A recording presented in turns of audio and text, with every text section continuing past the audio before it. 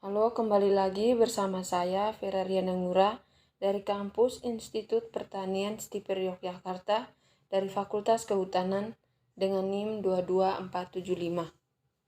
Di sini saya akan menjelaskan kegunaan drone dan bagian-bagian drone di bidang kehutanan. Drone adalah istilah yang digunakan untuk menyebut sebuah kendaraan terbang tanpa awak. Pada awalnya, drone hanyalah sebuah fasilitas yang digunakan oleh pihak militer. Namun, kini semua orang bisa menggunakan untuk berbagai keperluan.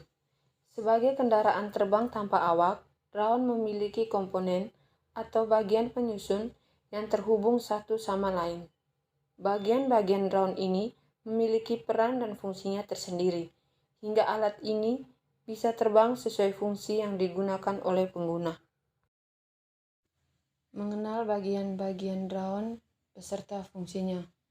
Untuk memberikan hasil terbaik, beberapa orang lebih memilih untuk merakit drone sendiri dibandingkan membeli drone yang siap pakai. Maka dari itu, penting sekali untuk mengerti setiap bagian-bagian drone beserta fungsinya masing-masing. Yang pertama, ada frame. Frame adalah kerangka utama dari sebuah drone. Umumnya, kerangka drone terdiri dari dua jenis, yaitu kerangka 4 motor dan kerangka 6 motor. Pada jenis kerangka 4 motor, setiap motor saling terpasang menyerupai tanda plus atau huruf X. Drone 4 motor biasanya memiliki panjang diagonal 450 atau 330, namun ada pula ukuran yang lebih kecil. Yang kedua, motor. Motor menjadi salah satu dari bagian-bagian drone yang sangat penting untuk mendorong rotasi baling-baling. Komponen inilah yang meningkatkan kekuatan agar drone bisa terbang. Jumlah motor pada drone pasti selalu sama dengan jumlah baling-baling. Penggunaan motor harus sangat perhatikan, baik pada parameter arus dan tegangan, kecepatan, kekuatan dorongan, dan efisiensinya. Yang ketiga, baling-baling. Baling-baling akan bergerak ke atas dorongan motor.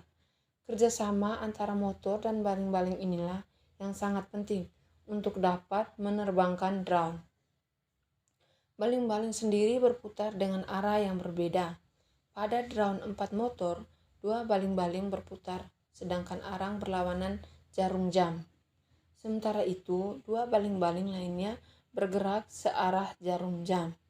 Yang keempat, ada flight controller.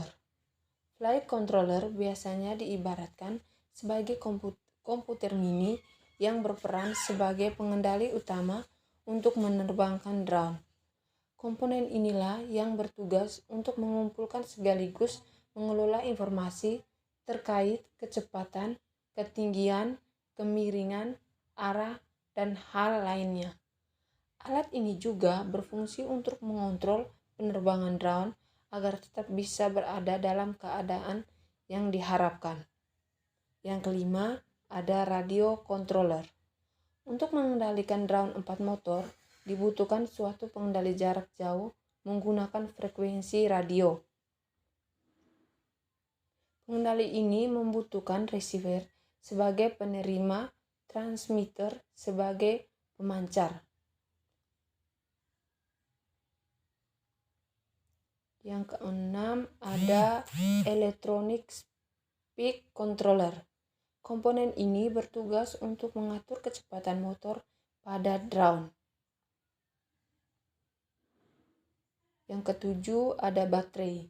Drone tentu tidak lengkap tanpa adanya baterai. Komponen ini berperan sebagai sumber daya bagi drone. Berarti, memasok energi melalui kabel distribusi listrik. Jenis baterai yang paling umum digunakan adalah LiPo atau lithium ion. Yang ke-8, ada kamera. Jika penggunaan drone difungsikan untuk mengambil video syuting, maka harus ada kamera yang melekat pada badan drone. Biasanya kamera yang digunakan untuk tujuan fotografi atau videografi menggunakan drone adalah kamera GoPro yang berkualitas. Namun bisa juga menggunakan kamera mirrorless yang bisa menghasilkan gambar lebih berkualitas. Sekian dari saya, sampai jumpa di video berikutnya. Terima kasih.